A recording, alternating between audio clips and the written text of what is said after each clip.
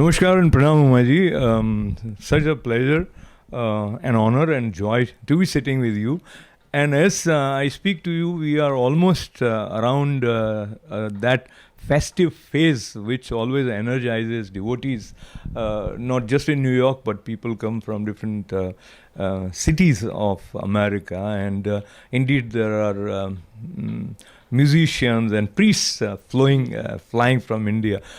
In addition to that, this year it is Jeeranodhar as well as Mahakumbhabhishekam. So let us begin with the significance briefly from a layman's point of view when we say Jeeranodhar, because Jeeranodhar term tells you that there is something which is being rebuilt. Is it in that context? Namaste, Namaste Jayatan. Namaste to everybody, and certainly it's my great pleasure and honor to be talking to you on this wonderful upcoming festival. See, the Mahakumbhabhishekam Jeeranodharana simply means re-energizing the temple. And when the temple was built originally, and first consecration took place in 1977, and subsequently every 12 years we have performed. So this came as the fifth.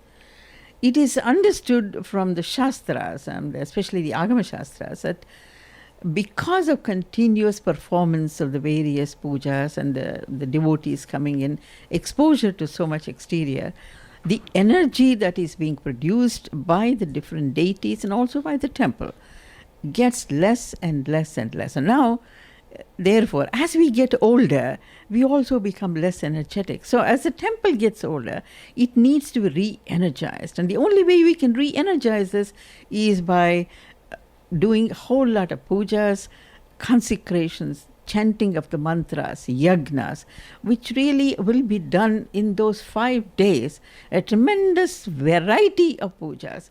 And about 30 different priests will be coming from all over the place. And we have actually the yagashalas built in the back, 8 yagashalas. And they'll all be sitting there morning, evening. Finally, the sanctified water, that is the kalasha water, which is taken up on the roof, on the different towers, which is poured up on there. And that is really the Kumbhabhishekam of the Rajagopura and all other Gopuras. At the same time, soon after that is done, the consecrated or the consecrated water, which is again brought into the Mahamandapa, and the sanctified water is poured on the different deities. So that really is the conclusion of the Kumbhabhishek. In other words, by then, from our point of view, the way the Agama Shastras dictate is that the consecration is now complete. So the temple is now open with full energy for the devotees to come in. It's a simple lay way of understanding what this is all about. I mean, it's not necessary to get into the depth of what these different pujas are, because it is too complicated. But I think the principle for anywhere, I think it is just like as we get older, we say we want to take some vacation, we want to energize ourselves, we do certain things. So the principle is more or less the same. But here it is all as per what our rishis have written about the Agama Shastras.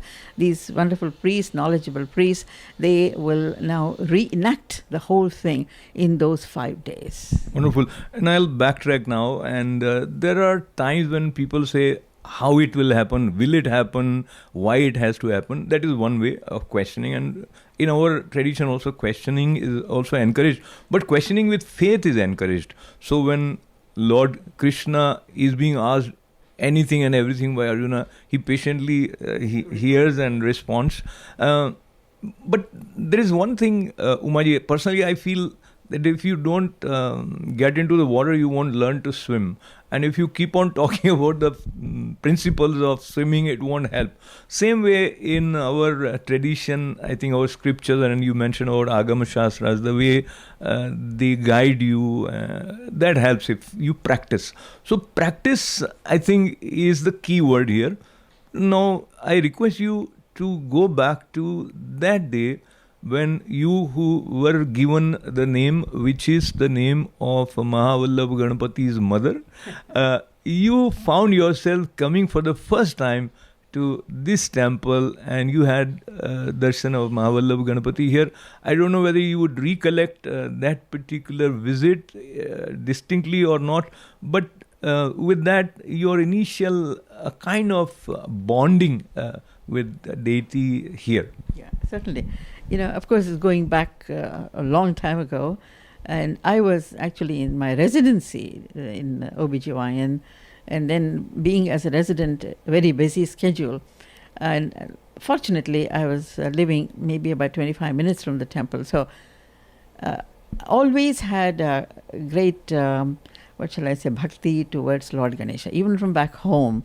My grandfather still has a temple there, mainly of Ganesha and also for Vishnu. And so this kind of influence at home definitely made me a very strong bond with the Lord. And I used to do, not that I'm such a great doing pujas at home, morning till evening, not that, but the thought process is constantly there. And I always pray to the Lord before I do anything. So that was the way I was, and I'm still here. So when I just came to know at the time, it was still being built at the time, see. So I used to come and see what is happening, and the day the installation was done, I still recall that whole picture in front of me, and it was one of my greatest moments of joy, because I thought, listen, I have come all the way, left my family, everybody was not there. But I found a place where Ganesha is there, which is my favorite Lord. And so that bond immediately got to me, And I remember that day I literally cried, because I said, there's some meaning for all this. And so I waited, and I was doing OBGYN, which, as you know, is a very tough residency. But I waited as long as I could for the whole day, for the full consecration to finish. And then all my thoughts as I was growing, as my mother, what she used to teach me about the various shlokas, stotras, and that you should do prayers in the morning, all these thoughts came back to me and said, now, even though as a resident it's hard sometimes to stay all night long, you come home and you sleep, but still I should spare myself even for 3 minutes, 5 minutes to think of the Lord, chant something. And from then on, I can tell you, I used to come to the temple as often as I could, even if it's for 5 minutes. I would just drive by, go in, have darshan and go. So that each time I did, the bond only strengthened. And listening to the various chanting, and of course as you drive, you listen to some of these music and all this, that only enhances. So I think what is important for anyone to build relationship with any God, whoever it be, is to have first firm faith in the Lord. You have to have faith in your own dharma first, and then, okay, whether I worship Lord Ganesha, whether I worship Lord Krishna, whether I worship Lord Vishnu, whoever it be, but I think that strength should be there. And I do not have to put down anyone who says, oh, I don't believe in Ganesha, but I believe in Krishna. Fair enough. But who are we to decide? We only say there is somebody above us who is looking after us, and we worship this Lord in different forms. That's it. And it took me some time to convince some of the people that I used to meet, and say, they used to tell me, oh, you're a great Ganesha Bhakta. I said, yeah, I'm a Ganesha Bhakta, but doesn't mean that I don't worship, nor do I pay my respects to the other deities. I said, just like in a family, you have mother and father, but sometimes mother is very close to you, or father is close to you. It doesn't mean you don't respect the other person. So it is just the bond that develops. And therefore, and many times I used to sit and ask the Lord my questions, and I used to think I used to get the answers back. Because of the faith, I think that is the thing. So the more you worship, the more you sit in front of any deity and talk to the Lord within yourself, and you get the answers back, that only intensifies the faith. And this is how the first consecration literally built my inner confidence, because I had just come to the United States barely 3 years or so, and made me think, I'm really not that far from home. I'm right here, and the Lord is right here. So that is how my beginning started.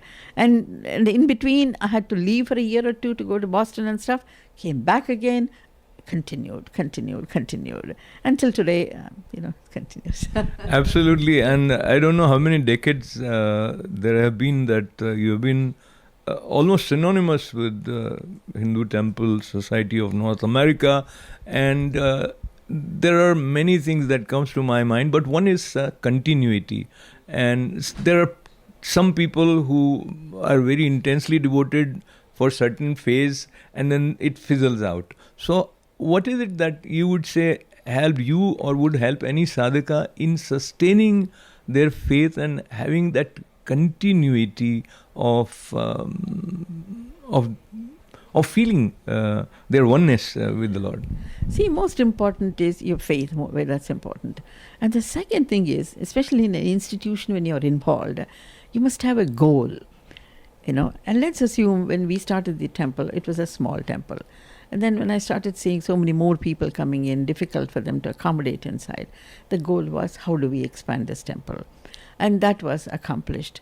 And at the same time, in fact, even before I got deeply involved in the temple, I was looking for a place, like a community center somewhere in Queens, for our community, because there was no community center for the Hindus or the Indians, And somebody called me and said, why are you going to Forest Hills and all that? Why don't you do it near the temple? I said, that struck me. It's a great idea. So that was my goal also. That is when we started buying the various houses along Holly Avenue. Eventually the community center was built. So I think each time I kept a goal for myself. Now, when the goal was fulfilled, it didn't mean the chapter was closed. Now, what is next? That next comes only because there is somebody giving me a push, and that is the Lord.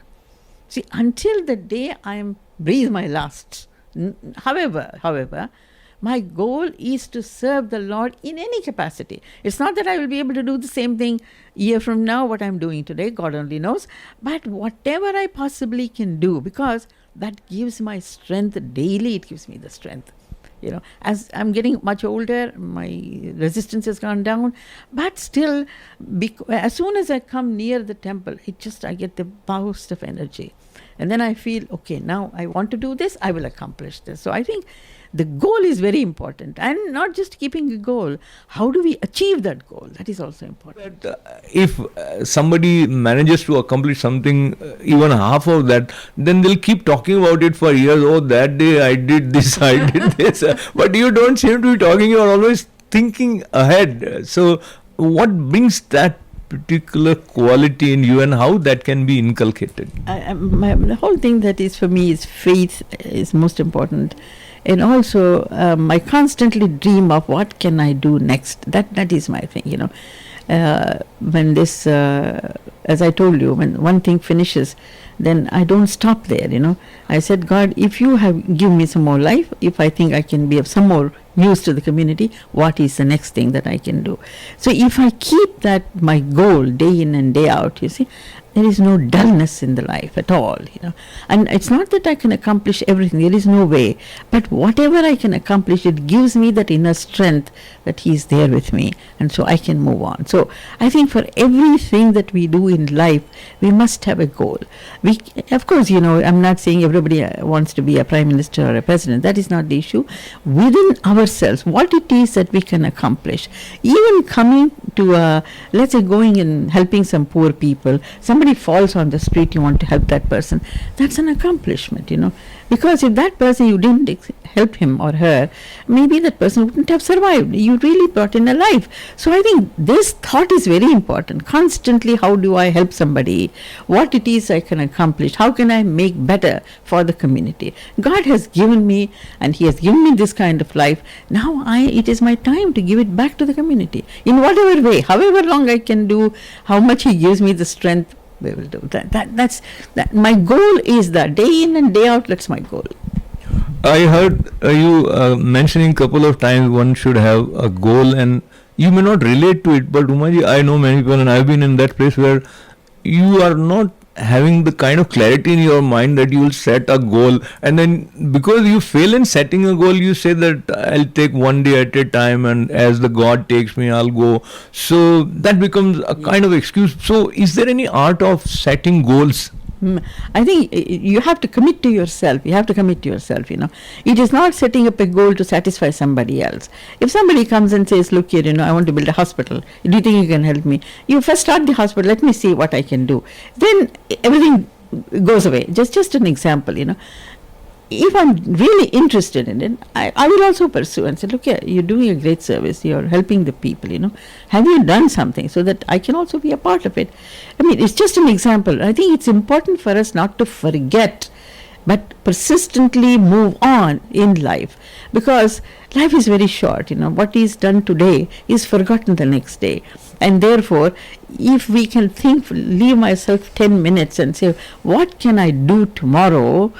And I should make sure that I do that tomorrow. If I don't do that tomorrow, it just scratches my head and say, my God, why did I do this today? So I will spend another extra hour that day and make sure that it is done.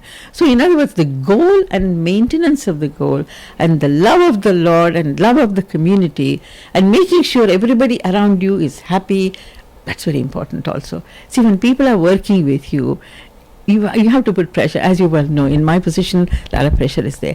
But I have to be a part of it. I cannot just sit and order. This is not a place like that. This is a place where I have to do my part, then they will do their part. Then only you can gain the respect from them. If I sit in my chair whole day and just keep on giving orders, what good is it? So I think that is togetherness. Respect people. There should be no differentiation between who you are. Everybody is equal in the eyes of the Lord.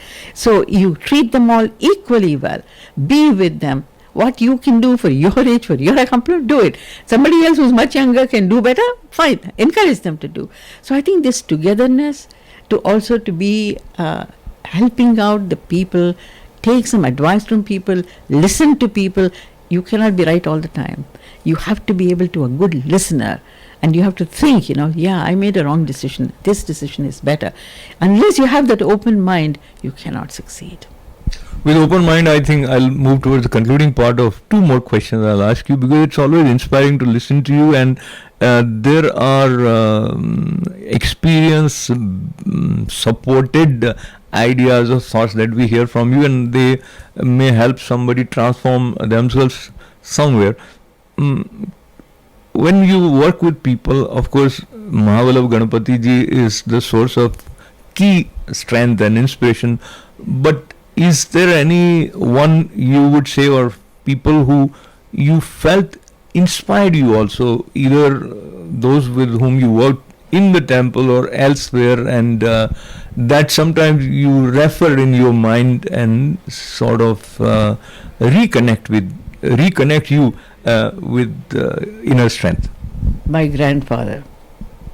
See, he was the source of my inspiration from the beginning, And he was a very big lawyer in those days in Bangalore. And he built, there was a hometown Ganesha temple, and he built another temple nearby. Very successful lawyer. And the amount of community service he did was just unbelievable. I remember he once said, in those days they used to go to, he along with some people were sent to UK as Boy Scouts, And in those days, crossing the ocean was the biggest sin, see? So I remember that conversation so well. When he came back, the community from his village did not allow him to come back to the community. They said, you are expelled. And he was a very strong, determined man. He says, I don't care. You want to expel me? Go ahead. He says, I will do my service. I don't have to come here. So he continued on. He did tremendous amount of service. He built a hospital. He built a school, everything, And of course, then the community apologized to him and he went back. And he always used to advise me. He used to tell me, see, you must remember, when you do something, do it with a clean heart. Don't expect anything from anybody, you see. If God has given you the strength and the brain, use it, And then don't expect people to come and ask you. Don't expect people to come and bow down to you. You are in the same level that everybody else is, because God created us all. Yes, the responsibilities are different, and you have to be loyal to your responsibility, but you cannot put down anybody, see. And his source of strength that has till today echoes in my head. I appreciate sharing that. Umaji, what was his name? Is D. Ganesh Rao. D. Ganesh Rao. Yes, D. Ganesh Rao. Yes, D. Ganesh Rao ji. Yeah. So with you, I also remember him, and his spirit connects and blesses us. And concluding part of my conversation, one, there must have been many months of preparation for the upcoming festival, and any detail that you may want to share with us in terms of what to expect and how easy, difficult, challenging it has been, and few tidbits. At least about 30-40% of the things were done because we were going to do this in 2020. So we had begun the preparation in 2019, but because of the pandemic, everything got postponed. So much of the material was already purchased. Luckily, the shipment had come, so we had stored them in a safe place. But even then, the coordination of and even priests were invited. In fact, we had even secured visas for them. Everything got cancelled at the time. So right now, as you know, the visa situation is still very bad in India. They can't come in. So we had to go around about maybe 25 temples around the US. Very fortunately, they were all very helpful, very kind. And whatever they can do, they have done to help us to send priests maybe for 3 days, 4 days, 5 days. This was the most challenging part. And of course, to get them a proper place not too far from the temple for them to stay, and coordinate all the volunteers to make sure that they are picked up, brought to the temple right time, and then take good care of them because they are the ones who are performing this, and ensure that all our volunteers are in this together. This is almost a once in a lifetime deal, and they should feel very fortunate that they are a part of this. And we keep having the meetings to inculcate this feeling in them, and they all seem very energetic, and I look forward to a very great celebration.